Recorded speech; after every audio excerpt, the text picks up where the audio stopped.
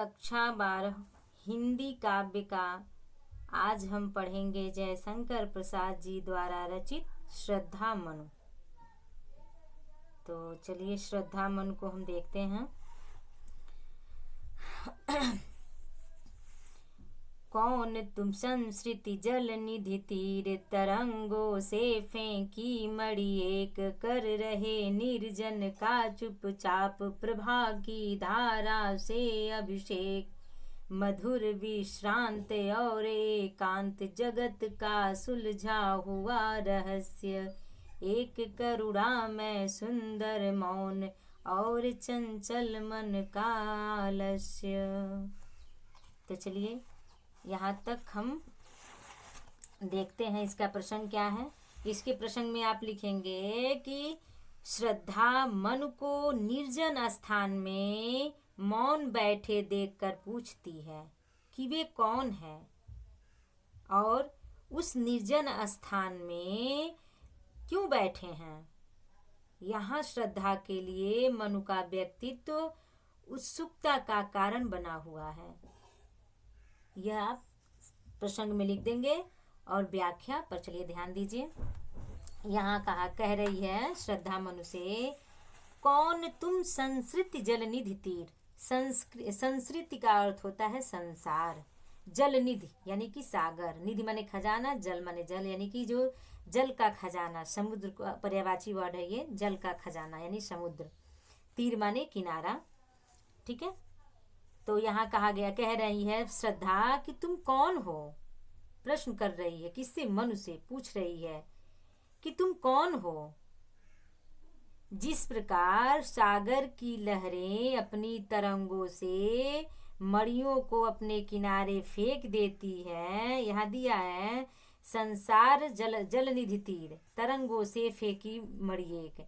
यहाँ कहा गया है कि जिस प्रकार सागर की लहरें अपनी तरंगों से मड़ियों को अपने किनारे फेंक देती हैं, ठीक उसी प्रकार संसार रूपी सागर की लहरों के द्वारा, संसार रूपी सागर की लहरों के द्वारा इस कर रहे निर्जन का चुपचाप प्रभा की धारा से अभिषेक। प्रभा माने क्या होता है? चमक होता है। और अभिषेक का अर्थ हो, देखिए दो अर्थ होता है अभिषेक का। एक अर्थ होता है तिलक लगाना, स्वागत करना, और एक अभिषेक का अर्थ होता है एक तरह से कह सकते हैं स्नान करना।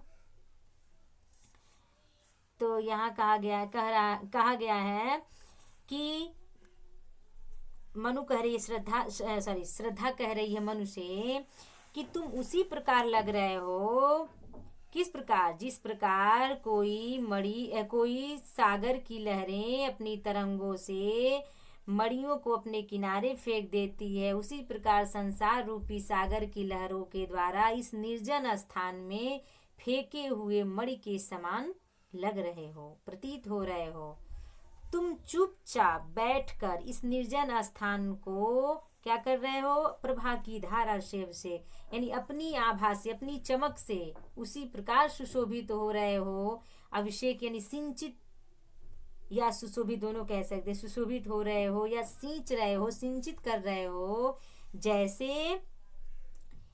जैसे सागर तट पर पड़ी हुई मड़ियां उसके निर्जन तट को क्या करती हैं? आलोकित करती हैं, प्रकाशित करती हैं। आलोकित माने प्रकाशित होता है। ठीक है, अब चलिए आगे बढ़ा जा।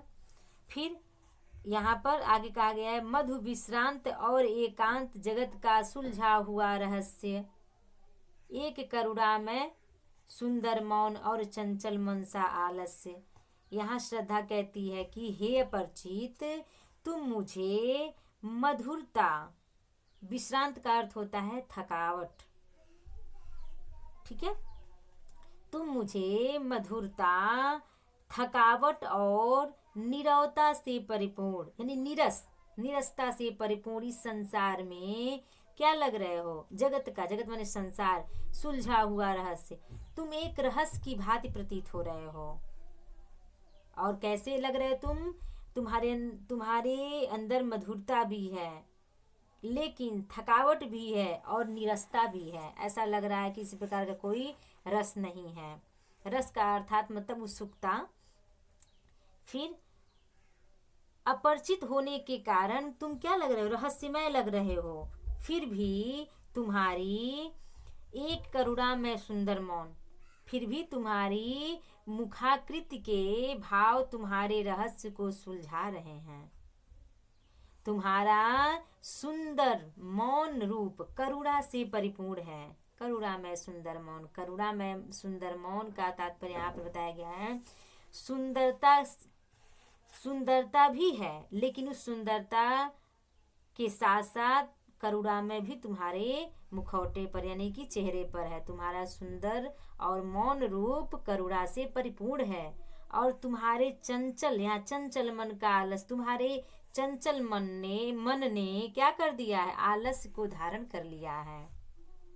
ठीक है, तो यहाँ पर यही कहा गया है कि सागर की लहरों द्वारा फेंकी हुई मणि से मनु की तुलना करके प्रसाद जी ने उनके एकाकी जीवन की निराशा और कर्म विरत स्थिति का भावपूर्ण चित्रण किया है। ठीक है, चलिए आगे बढ़ते हैं। अगला पैराग्राफ देखा जाए।